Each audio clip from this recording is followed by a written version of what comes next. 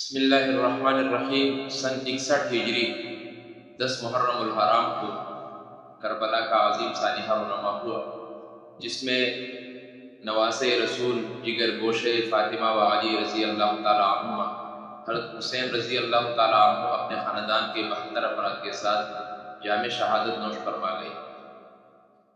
واقعہ کربلا یہ ایک جنگ یا یہ ایک واقعہ نہیں ہے، بلکہ واقعہ کربلا ہمیں یہ سبق دیتا ہے کہ ظالم کے خلاف خاموش نہیں رہنا، بلکہ اپنی استطاعت کے مطابق اس کے خلاف عالم بغاوت بلند کرنا ہے۔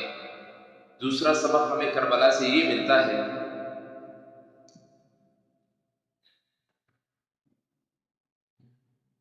کہ جتنے بھی مشکل حالات آئے، حق کا دامن کبھی ہاتھ سے چھوٹنے نہیں دینا ہے، حق کے ساتھ ہمیشہ کی لیے کھڑے رہنا ہے۔ تیسرا سبق کربلا ہمیں یہ سکھاتا ہے کہ حق کے راستے میں پریشانیاں مصیبتیں جتنی بھی آئے ان پر صبر اور استقامت کے ساتھ کھڑے رہنا ہے۔